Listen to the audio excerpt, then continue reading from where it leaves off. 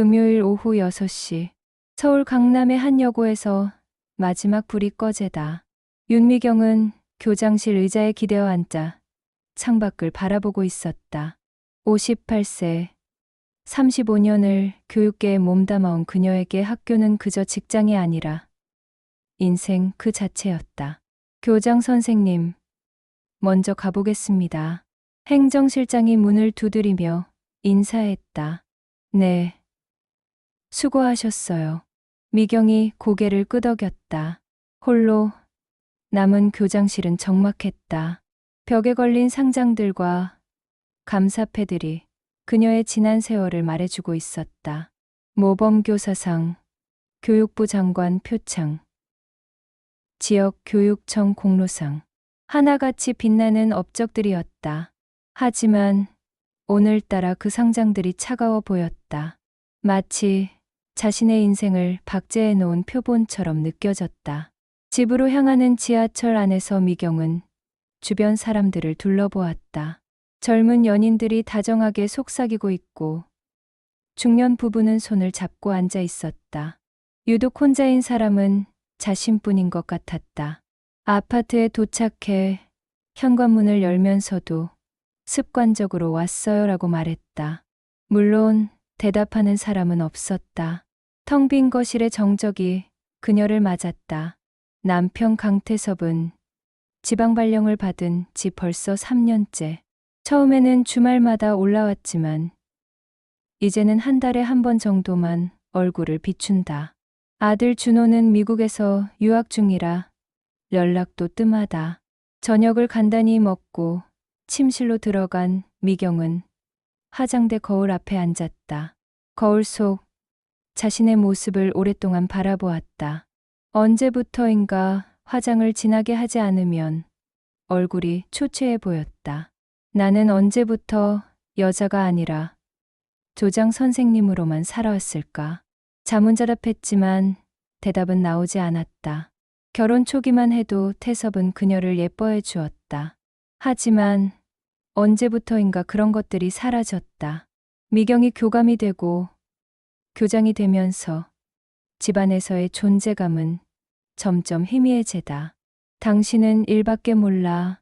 태섭이 자주 던지는 말이었다. 핸드폰이 울렸다. 태섭에게서 온 문자였다. 이번 주말도 일이 있어서 못 올라가. 몸 조심해. 미경은 핸드폰을 내려놓고 침대에 누웠다. 천장을 바라보며 공허함이 밀려왔다.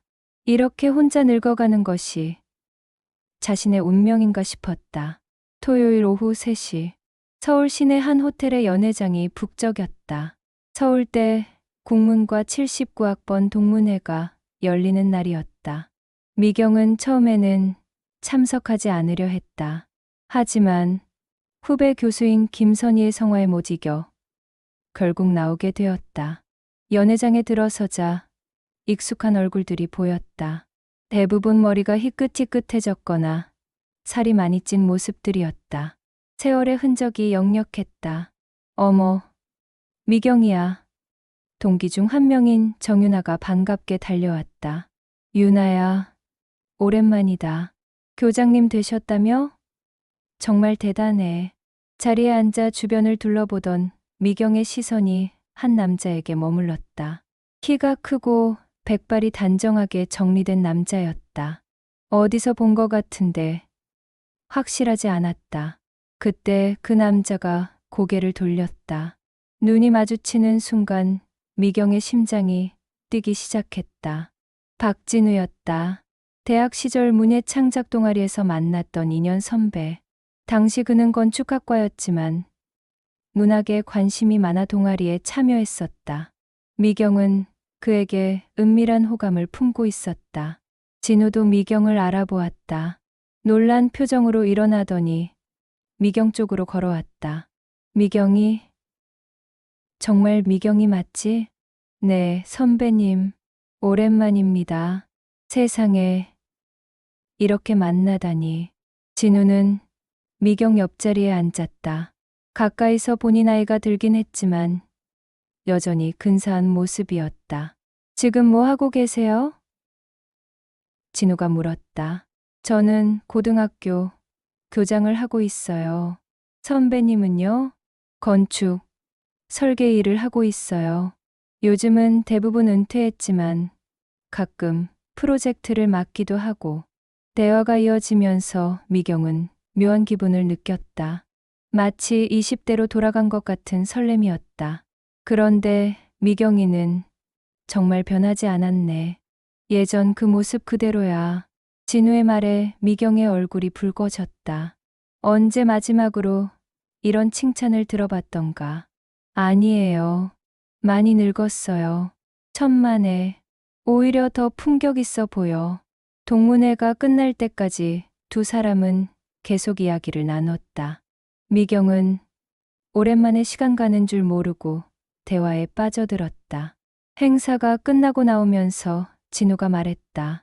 미경아, 시간 있으면 커피라도 한잔 할까? 미경은 잠시 망설였다. 하지만 거절할 이유도 없었다. 집에 가봐야 혼자일 뿐이었다. 근처 카페에서 커피를 마시며 두 사람은 더 깊은 이야기를 나눴다. 진우는 5년 전에 이혼했다고 했다. 혼자 사는 게 어떠세요? 미경이 조심스럽게 물었다. 처음엔 외로웠는데 이제는 익숙해졌어요. 오히려 자유로운 면도 있고. 헤어지면서 진우가 명함을 건넸다. 연락해도 될까요? 미경은 명함을 받으며 고개를 끄덕였다. 가슴이 두근거렸다. 월요일 점심시간. 진우에게서 전화가 왔다. 미경아. 나 진우야. 심장이 쿵 하고 뛰었다. 설마 진우가 먼저 연락할 줄은 몰랐다. 선배님. 어떻게? 시간 되면 같이 점심 어때? 미경은 잠시 망설였다. 학교 근처에서 만나면 다른 교사들 눈에 띌 수도 있었다. 좋아요. 학교에서 조금 떨어진 곳으로 할까요? 1시간 후. 미경은 조용한 이탈리안 레스토랑에서 진우와 마주 앉아 있었다. 여기 분위기 좋네. 진우가 주변을 둘러보며 말했다. 미경아. 그런데 토요일에 보니까 좀 지쳐 보이더라. 진우의 말에 미경이 놀랐다. 그래요? 응.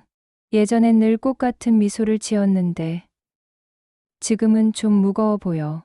교장 일이 쉽지 않아서요. 그것만은 아닌 것 같은데. 진우가 미경의 눈을 똑바로 바라보았다. 그 시선에 미경은 마음이 흔들렸다. 가정은 어때? 남편분과는 잘 지내고? 미경은 대답하기 어려웠다. 요즘은 각자 바빠서 잘 못 만나요. 그럼 외롭겠네. 그 한마디에 미경의 가슴이 먹먹해졌다. 좀 그래요. 나도 마찬가지야. 혼자 사는 게 익숙해졌다고 했지만 사실 외로울 때가 많아.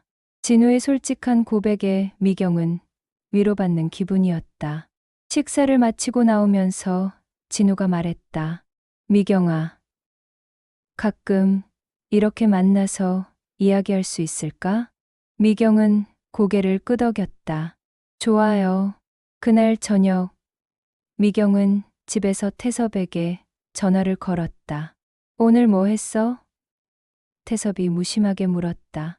그냥 평상시처럼 학교 일하고. 아, 그래. 나는 내일부터 출장 가야 해서 바빠. 전화를 끊고 나서 미경은 허탈했다. 남편은 자신의 일상에 별 관심이 없었다. 반면 진우는 자신의 표정 변화까지 세심하게 알아챘다. 미경은 진우의 명함을 다시 꺼내 보았다. 무의식 중에 그의 번호를 누르려다가 멈췄다. 너무 적극적으로 보일까봐 걱정됐다. 결국 문자를 보냈다. 오늘 점심 고마웠어요. 곧 답장이 왔다. 나도 정말 즐거웠어. 또 만나자. 그 문자를 보며 미경은 미소를 지었다. 언제 마지막으로 이런 설렘을 느껴봤을까? 수요일 저녁 진우에게서 전화가 왔다. 미경아, 시간 있으면 내가 설계한 새 프로젝트 구경해 볼래? 미경은 잠시 망설였다. 저녁 시간에 만나는 것은 점심과는 다른 의미로 느껴졌다. 어디예요? 강남에 있는 복합문화공간이야. 내가 3년 동안 공들인 작품이거든. 진우의 목소리에서 자부심이 느껴졌다. 미경은 그의 작품을 보고 싶다는 호기심이 생겼다. 1시간 후, 미경은 화려한 조명으로 둘러싸인 현대적인 건물 앞에 서 있었다. 정말 멋진 건물이었다. 어때? 마음에 들어? 진우가 다가와 물었다. 정말 멋있어요. 안으로 들어가 볼까? 건물 내부는 더욱 인상적이었다. 넓은 아트리움과 나선형 계단, 천장까지 이어지는 대형 창문들. 내 사무소도 이 건물에 있어. 최상층에 올라가 볼래? 미경은 잠시 망설였다. 하지만 거절하기 어려웠다. 엘리베이터를 타고 최상층에 올라가자 도시의 야경이 한눈에 들어왔다. 와, 이 풍경 정말 대단해요. 사무소는 아늑했다. 한쪽 벽면은 통유리로 되어 있어 야경을 감상할 수 있었다. 와인 한잔 할래? 미경은 망설였다. 와인까지 마시면 완전히 다른 분위기가 될 것 같았다. 저는 술을 잘 못 마셔서. 괜찮아. 도수 낮은 걸로 할게. 소파에 앉아 와인을 마시며 두 사람은 대학 시절 이야기를 했다. 미경아, 그때 너에게 고백 못한 게 후회돼.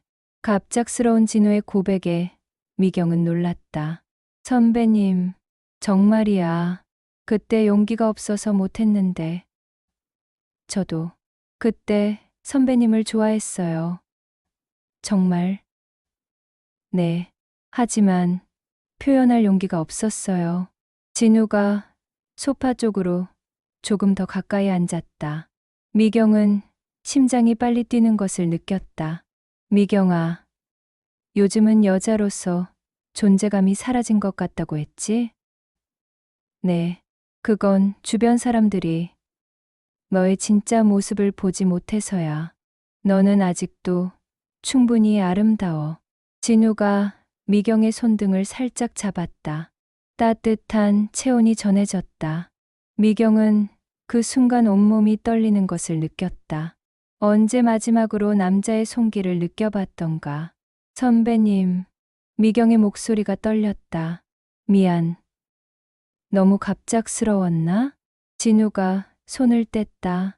미경은 아쉬웠다. 아니에요. 그냥 오랜만이라서. 그날 밤 집에 돌아온 미경은 잠을 이루지 못했다. 진우의 말들, 그의 손길, 모든 것이 머릿속을 맴돌았다. 다음 주 금요일, 진우에게서 또 연락이 왔다. 전시회를 같이 보자는 제안이었다. 미경은 망설임 없이 응했다. 전시회를 다 본 후 밖으로 나왔는데 갑자기 비가 내리기 시작했다. 가랑비였지만 금세 굵은 빗줄기가 되었다. 어떻게 하지? 우산도 없는데. 미경이 당황했다. 내 집이 여기서 가까워. 잠깐 비 피해 갈까? 미경은 잠시 망설였다. 하지만 비는 점점 더 거세졌다. 그럴까요? 진우의 집은 한강이 내려다 보이는 고급 아파트였다. 넓고 세련된 인테리어가 인상적이었다. 젖은 옷 때문에 감기 걸겠어. 수건 가져다 줄게. 진우가 벽난로에 불을 피웠다. 따뜻한 열기가 퍼지면서 분위기가 아늑해졌다. 진우가 차를 가져와 미경 옆에 앉았다.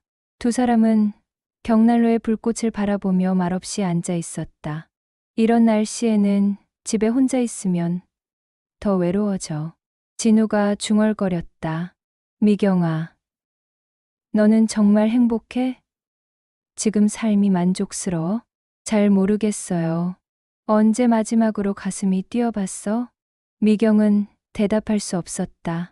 요즘 진우와 있을 때 가슴이 뛰었지만 그 말을 할 수는 없었다. 그럼 지금은? 나와 있을 때는 어때? 진우가 미경의 눈을 똑바로 바라보았다. 이러면 안 되는데.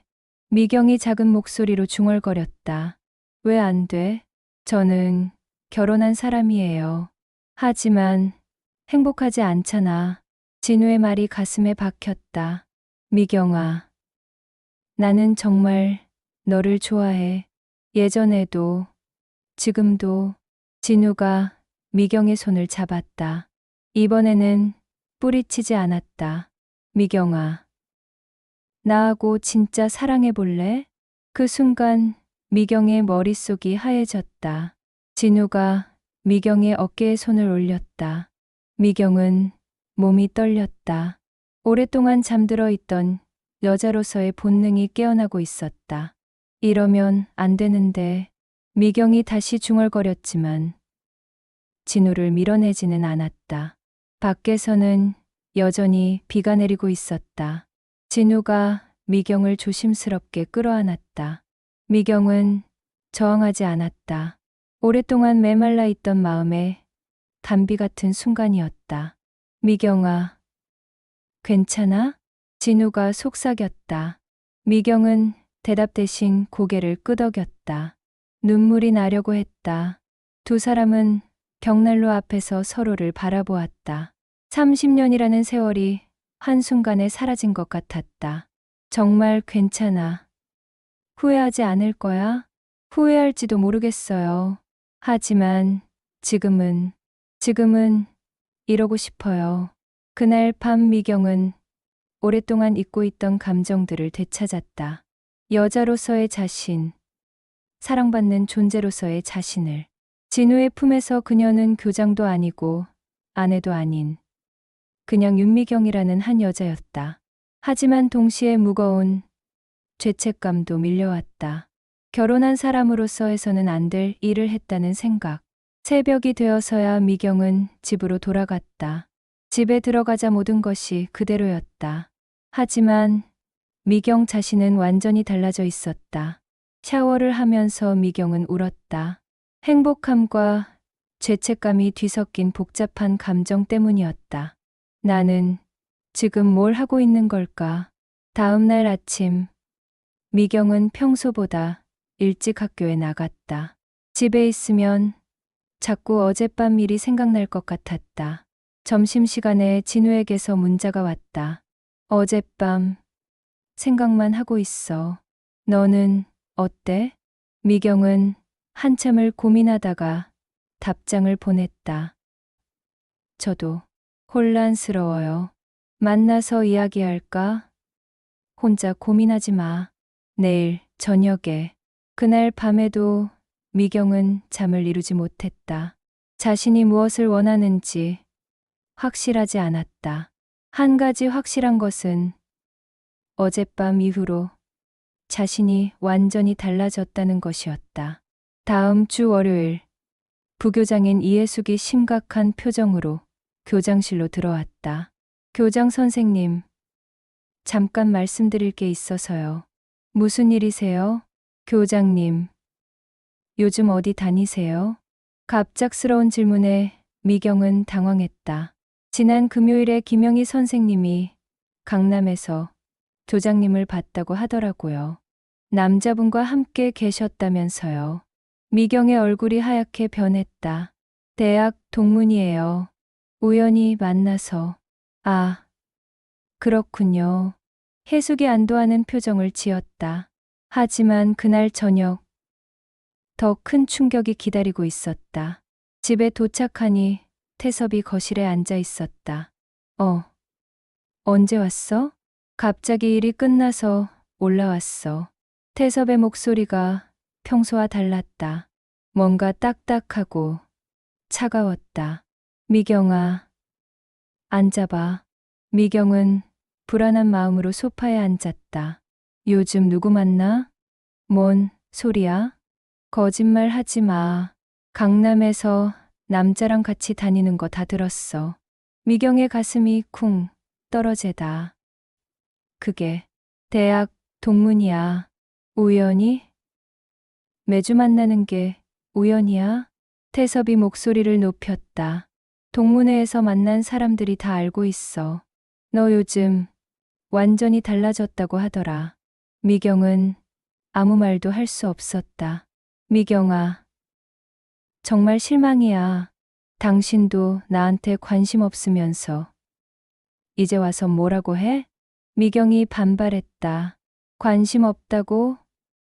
내가 바빠서 자주 못 올라온 것뿐이야. 바빠서? 전화 한 통 제대로 안 하면서? 그렇다고 이런 식으로 나를 배신해? 배신이라는 말에 미경은 할 말을 잃었다. 미경아, 이제 내가 알아서 해. 나는 더 이상 모르겠어. 태섭이 일어나더니 짐을 챙기기 시작했다. 어디 가는데? 호텔에서 자고 내일 지방으로 내려갈 거야. 당분간 올라오지 않을 테니까 마음대로 해. 태섭이 문을 박차고 나가버렸다. 미경은 홀로 남겨진 거실에 앉아 있었다. 이상하게도 죄책감보다는 해방감이 더 컸다. 이제 더 이상 숨기지 않아도 되었다. 미경은 진우에게 전화를 걸었다. 남편이 알았어요. 우리 일 어떻게 됐어? 집을 나갔어요. 미안해, 미경아. 아니에요. 이미 예상했던 일이에요. 지금 어떤 기분이야? 잘 모르겠어요. 슬프기보다는 자유로운 느낌이에요. 그럼 이제 우리 당당하게 만날 수 있는 거네. 미경은 그 말에 미소를 지었다. 정말 그랬다. 2개월이 지났다. 미경의 은퇴식이 다가왔다. 35년간의 교직 생활을 마무리하는 날이었다. 오랫동안 교육에 헌신해 주신 윤미경 교장 선생님께 감사드립니다. 교육청에서 나온 장학사가 감사패를 전달했다. 마지막으로 한 말씀 부탁드립니다. 미경이 단상에 올라섰다. 준비한 원고가 있었지만 갑자기 다른 말을 하고 싶었다. 35년간 교육계에서 일하면서 많은 것을 배웠습니다. 하지만 그 과정에서 제 자신을 잃고 살았던 것 같습니다.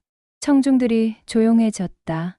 이제는 제 자신으로 살고 싶습니다. 교장이 아닌 윤미경이라는 한 여자로 말입니다. 남은 인생은 저를 위해 살아보려고 합니다. 미경의 선언에 몇몇 교사들이 놀란 표정을 지었다. 하지만 대부분은 박수를 쳤다. 행사가 끝난 후 미경은 교장실에서 마지막 짐을 정리했다. 35년간의 추억들이 담긴 물건들이었다. 하지만 이상하게도 아쉬움보다는 후련함이 더 컸다. 교장님, 정말 고생 많으셨습니다. 부교장 해숙이 들어와 인사했다. 해숙 선생님이 더 고생했죠. 교장님. 그런데 정말 괜찮으세요? 요즘 많이 달라지신 것 같아서. 미경은 미소를 지었다. 괜찮아요. 오히려 이제야 제대로 사는 것 같아요. 짐을 다 정리하고 나서 미경은 교장실을 마지막으로 둘러보았다. 이제 이곳과도 작별이었다. 건물 밖으로 나오자 진우가 기다리고 있었다. 검은색 승용차에 기대어 서서 미경을 보고 있었다. 수고했어. 진우가 다가와 미경의 짐을 받아들었다. 고마워. 와줘서. 당연하지. 오늘은 너에게 중요한 날인데. 차에 타면서 진우가 물었다. 기분이 어때? 홀가분해. 정말로. 후회는 없고. 미경은 잠시 생각해 보았다. 35년간의 교직 생활. 무너진 결혼 생활. 새로운 사랑. 모든 것을 돌이켜 보았다. 없어.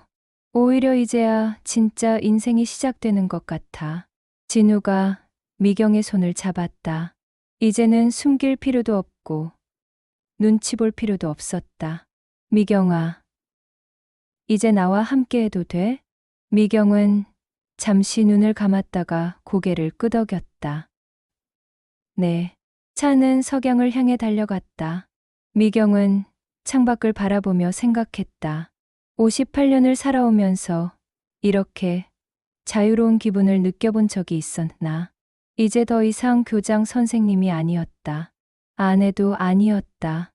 그냥 윤미경이라는 한 여자였다. 그리고 그 사실이 이렇게 행복할 줄 몰랐다. 새로운 시작이네. 미경이 중얼거렸다. 그래. 우리의 새로운 시작. 진우가 답했다. 두 사람은 손을 맞잡고 앞만 바라보았다. 앞으로 어떤 일들이 기다리고 있을지 모르지만 함께라면 두렵지 않았다. 석양이 두 사람의 뒤를 따뜻하게 비추고 있었다. 58세 여자의 두 번째 인생이 이제 막 시작되고 있었다.